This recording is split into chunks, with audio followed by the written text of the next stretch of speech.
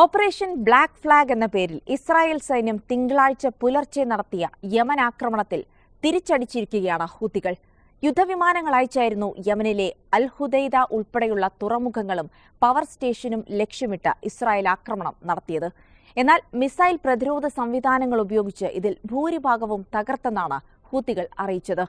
ഓപ്പറേഷന് തിരിച്ചടിയായി ഇസ്രായേലിലേക്ക് ബാലിസ്റ്റിക് മിസൈലുകൾ അയച്ചു ഹൂത്തികൾ.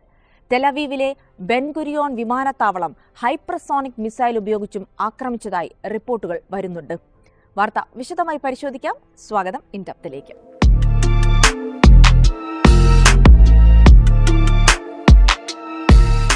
ഇറാനുമായി വെടിനിർത്തൽ പ്രഖ്യാപിച്ചതിനു ശേഷവും ഇസ്രായേൽ ലക്ഷ്യമാക്കിയുള്ള ഹൂത്തി മിസൈൽ വർഷം നിലച്ചിരുന്നില്ല.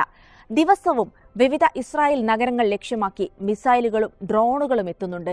എന്നാൽ കഴിഞ്ഞ ദിവസം യമൻ തീരത്തോട് ചേർന്നുള്ള ചെങ്കടലിൽ ഒരു ചരക്ക് കപ്പൽ ആക്രമിക്കപ്പെട്ടതാണ് ഇസ്രായേൽ ഓപ്പറേഷന്റെ പുതിയ പ്രകോപനമെന്നാണ് ബന്ധപ്പെട്ട വൃത്തങ്ങൾ അറിയിക്കുന്നത്.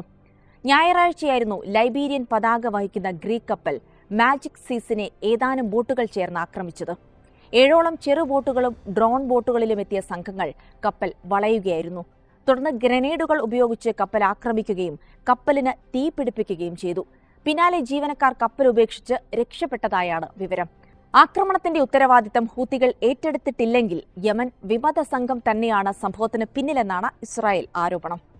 ഒക്ടോബർ 7-ന് ശേഷം ചെങ്കടലിൽ ഇസ്രായേലിലേക്കുള്ള കപ്പലുകൾ ലക്ഷ്യമാക്കി ഹൂത്തി ഓപ്പറേഷൻ നടക്കുന്നുണ്ട്. ഇതിൽ ഇസ്രായേലിന് ശതകോടികളുടെ സാമ്പത്തിക നഷ്ടവും ഉണ്ടായിട്ടുണ്ട്. എന്നാൽ സമീപകാലത്ത് അത്തരം സംഭവങ്ങൾ റിപ്പോർട്ട് ചെയ്തിരുന്നില്ല.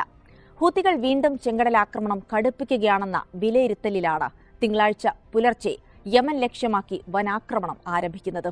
പുലർച്ചെ 3 മണി മുതൽ ഏതാനും മണിക്കൂറുകൾ നേരമായിരുന്നു യമനിലെ അൽ ഹുദൈദ, റസാസീസ, സാലി തുറമുഖങ്ങളും റസാൽ ഖാത്തിബ് പവർ പ്ലാന്റും ലക്ഷ്യമിട്ട് ഇസ്രായേൽ മിസൈലുകളും ബോംബുകളും വർഷിച്ചത്. 20 യുദ്ധവിമാനങ്ങൾ ഓപ്പറേഷനിൽ പങ്കെടുത്തെന്ന് ഇസ്രായേൽ മാധ്യമങ്ങൾ റിപ്പോർട്ട് ചെയ്യുന്നു. പവർ പ്ലാന്റിന്റെ പ്രവർത്തനം താറുമാറാകുകയും പ്രദേശം ഇരുട്ടിലാകുകയും ചെയ്തതായി തദ്ദേശീയരെ ഉദ്ധരിച്ച് റോയിറ്റേഴ്സ് റിപ്പോർട്ട് ചെയ്തു. 2023 നവംബറിൽ ഹൂത്തികൾ ആക്രമിച്ച് പിടിച്ചെടുത്ത ഗാലക്സി ലീഡർ എന്ന ചരക്ക് കപ്പലും ആക്രമിച്ചതായി ഇസ്രായേൽ അവകാശപ്പെടുന്നുണ്ട്. ബ്രിട്ടീഷ് കമ്പനിയുടെ ഉടമസ്ഥതയിലുള്ള കപ്പൽ ഇസ്രായേലിലേക്ക് ചരക്കുമായി സഞ്ചരിക്കുന്നതിനിടെയായിരുന്നു വിമത സംഘം റാഞ്ചിയത്.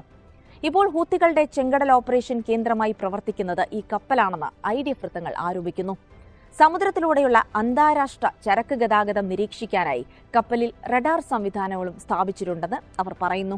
യമനിലെ വിവിധ കേന്ദ്രങ്ങളിലേക്ക് അയച്ച 53 ഇസ്രായേൽ മിസൈലുകളിൽ ഭൂരിഭാഗവും തകർത്തെന്നാണ് ഹൂത്തികൾ അവകാശപ്പെടുന്നത്. തദ്ദേശീയമായി വികസിപ്പിച്ച സർഫേസ് 2 എയർ മിസൈലുകൾ ഉപയോഗിച്ചായിരുന്നു ഹൂത്തി പ്രതിരോധം. പ്രത്യാക്രമണത്തെ തുടർന്ന് 10 ഇസ്രായേൽ യുദ്ധവിമാനങ്ങൾ യമൻ വ്യോമാതിർത്തിയിൽ നിന്ന് പിന്തിരിഞ്ഞോടിയതായി ഹൂത്തി സൈനിക വൃത്തങ്ങൾ അൽ മയാദീനോട് പറഞ്ഞു.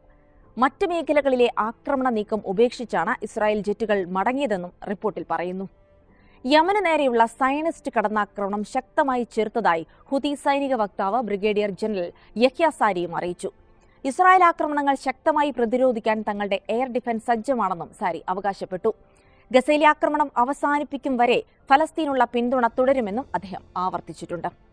ഇസ്രായേൽ ഓപ്പറേഷന് പിന്നാലെ പുലർച്ചെ 3:45ഓടെയാണ് ഇസ്രായേലിലേക്ക് ഹൂത്തികൾ മിസൈൽ അയച്ചത്. ജെറുസലേമിലും ചാവുകടലിന്റെ തീരപ്രദേശങ്ങളിലുമാണ് ആക്രമണമുണ്ടായത്. പിന്നാലെ തെല്ലവീവിലെ ബെൻഗുരിയോൺ വിമാനത്താവളം ലക്ഷ്യമാക്കി ഹൈപ്പർസോണിക് മിസൈലുകളും എത്തി. ഫലസ്തീൻ 2 ഹൈപ്പർസോണിക് മിസൈലുകൾ ഉപയോഗിച്ചായിരുന്നു ആക്രമണം. ഓപ്പറേഷൻ ലക്ഷ്യം കൈവരിച്ചതായും വിമാനത്താവളത്തിന്റെ പ്രവർത്തനം മണിക്കൂറുകളോളം നിർത്തിവെച്ചെന്നും ഹൂത്തി വക്താവ് പ്രസ്താവനയിൽ പറഞ്ഞു. നാശനഷ്ടങ്ങളുടെ കണക്കുകൾ പുറത്തു വന്നിട്ടില്ലെങ്കിലും മിസൈൽ ഭീഷണിയെ തുടർന്ന് ഇസ്രായേൽ പ്രദേശങ്ങളിൽ അപായ സൈറണുകൾ മുഴങ്ങിയതായി പ്രാദേശിക മാധ്യമങ്ങൾ റിപ്പോർട്ട് ചെയ്തിട്ടുണ്ട്.